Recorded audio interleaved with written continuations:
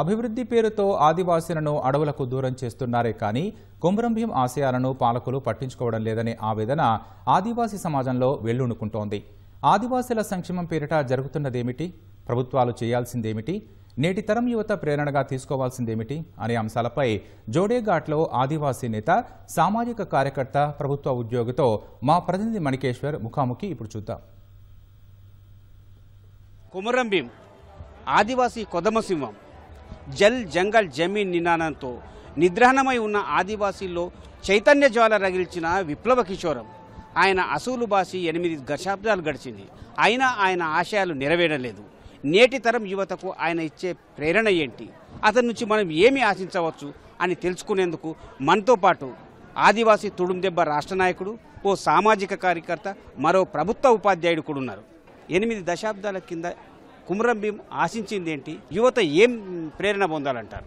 యువత ఇవాళ ఆలోచించవలసినటువంటి ఒక ముఖ్య విషయం ఏంటిదంటే, తప్పకుండా ఇవాళ ఆయన ఏ ఆశయ సిద్ధి కోసం అయితే ఇవాళ పోరాడిండు, ఆ ఆశయ సిద్ధి కోసం పోరాడాల్సినటువంటి అవసరం ఇవాళ నేటి యువతరంపై ఉంది.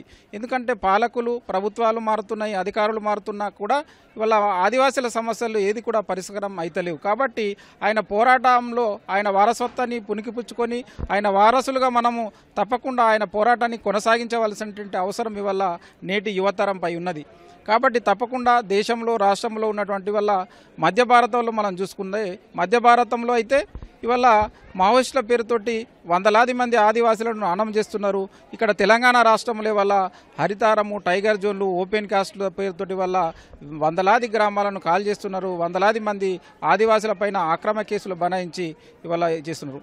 వర్ధంతులు, జయంతులు చేయడం ద్వారా మహనీయుల ఆశయాలకు కట్టుబడి ఉన్నామని చెప్పి ప్రజాప్రతినిధులు, అధికారులు కూడా ప్రకటిస్తున్నారు.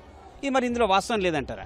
వాస్తవం లేదు. ఎందుకంటే వాళ్ళు అనేక వాగ్దానాలు చేస్తున్నా కానీ ఆచరణను అమలు చేయడం లేదు. ఉదాహరణకు మన ఇవాళ జోడేఘాట్ పరిసర ప్రాంతాల్లో కావచ్చు, ఇప్పుడు మనకు 2015లో 15 కోట్ల రూపాయలతోటి ఇవాళ డబుల్ రోడ్డు మంజూరైతే ఇవాళ మనకు అట్టి నుండి టోకెన్ మోడ్ వరకు 6 కిలోమీటర్లు అది అట్లనే ఉన్నది. అంటే ఫారెస్ట్ అధికారులు అనుమతి ఇవ్వలే.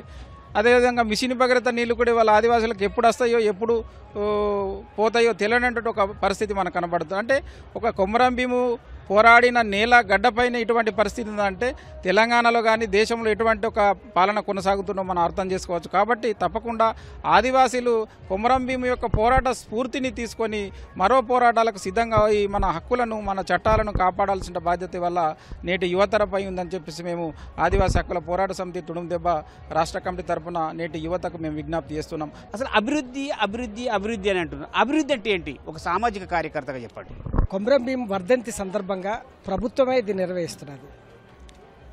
అయినా ఈ నీరు మాది, ఈ భూమి మాది, ఈ అడవి మాది, అడవిలో మేము జీవించాం, ఇక్కడ జంతువులతో సహజీవనం చేస్తూనే బతుకుతూనే మా మనుగడ సాధించాం. కాబట్టి ఈ అడవి మాది అన్నారు. ఈ అడవి నుంచి ఆదివాసీలు దూరం చేస్తున్న పరిస్థితి మనకు కనపడుతున్నది. దీన్ని అభివృద్ధి అని ఎట్లా అంటాం? అభివృద్ధి అంటే వాళ్ళ సంక్షేమాన్ని చూడాలి. కనీసం తినడానికి తిండి, కట్టుకోవడానికి గుడ్డ, ఉండడానికి ఇల్లు అనేది కనీస అవసరం. కేసీఆర్ ఉన్నప్పుడు ఆయన డబుల్ బెడ్రూమ్ అన్నాడు, అది మాకు ఎక్కడ కనపడలేదు.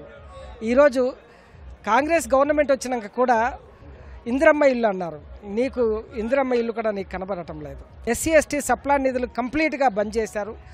ఆదివాసీలు జీవించలేని పరిస్థితిని పాలకులు తీసుకొస్తున్న పరిస్థితి కనపడుతున్నది. దీన్ని అభివృద్ధి అని ఎట్లా అంటాం మనం ఒకసారి ఆలోచించాలి. అంతేకాదు, ఈరోజు ప్రముఖంగా చెప్పాలి అంటే నిరుద్యోగము, పేదరికం తాండవిస్తున్నటువంటి పరిస్థితులలో వాళ్లకు కేటాయించినటువంటి వనరులు ఏవైతే ఉన్నాయో అది మనకు కంటి చూపులో కూడా కనపడతలేని పరిస్థితులు ఉన్నాయి. కాబట్టి అభివృద్ధి అనే పేరుతో ఆదివాసుల్ని మోసం చేస్తుంది ప్రభుత్వం తప్ప మరొకటి కాదు. సో ఒక ప్రభుత్వ ఉద్యోగి చెప్పండి, ప్రభుత్వ సంక్షేమ పథకాలు ఎక్కడ ఏమి జరగట్లేదంటావా? ప్రధానంగా చూసినప్పుడు అన్నీ ఏ ప్రభుత్వం అయినా కూడా ప్రజల సంక్షేమం కోసమే పనిచేస్తున్నాయని చెప్పుకుంటున్నాయి. కానీ సంక్షేమం మనకు ఎక్కడ కూడా కనపడతలేదు. ఇప్పుడు మన విద్యా వ్యవస్థ చూసేది ఉంటే అలా మనకి ఇంటర్మీడియట్లో కానీ డిగ్రీలో కానీ చరిత్రకు సంబంధించినటువంటి అంటే కోర్సులే లేకుండా చేసినాయి. BA హిస్టరీ లాంటి కోర్సులు లేకుండా చేసినాయి. వాళ్ళకి ఏమైనా కూడా ఒక ఇంజనీరా, ఒక డాక్టరా, ఒక సాఫ్ట్వేర్ ఇంజనీరా, ఈ 2 మాత్రమే కెరీర్లు వాళ్ళకు దృష్టిలో ఉండేటట్టు ప్రభుత్వము ప్రయత్నం చేస్తూనే ఉంది. అందులో భాగంగానే ఈ యువత తమ వ్యక్తిగత అభివృద్ధి అనుకుంటారు, కానీ అది అభివృద్ధి కూడా కాదు. వాళ్ళకు ఏం చేస్తే మార్పు జరుగుతాయంటారు? అన్యాయము ఎక్కడ జరిగినా, ఎంత పెద్దదైనా ఎంత చిన్నదైనా మనము దాన్ని వ్యతిరేకించాలి, దాన్ని పోరాటం చేయాలి. మన కొమరం భీము నిజాం రాజుతోటి పోలిస్తే నిజాం రాజు ప్రపంచ రాజులలో ఒక పెద్ద రాజ్యము, పెద్ద సైన్యం ఉన్నటువంటి రాజ్యము. అదే కొమరం భీము చిన్న వ్యవస్థ, ఒక 10-12 ఊర్ల వ్యవస్థ. అయినా కూడా అన్యాయం జరుగుతుందని తెలిసినప్పుడు నిజాం రాజుతోటి పోరాటం చేసి, పోరాటం ఎప్పుడు బతికే ఉంటుంది. పోరాటం చేయకపోతే బతికుండి చనిపోయినట్లనే భావన ముగ్గురు నుంచి వ్యక్తమవుతుంది. జోడేఘాట్ నుంచి కెమెరామెన్ కిరణ్తో మణి, ఈటీవీ న్యూస్, కొమరం భీం, ఆసిఫాబాద్ జిల్లా.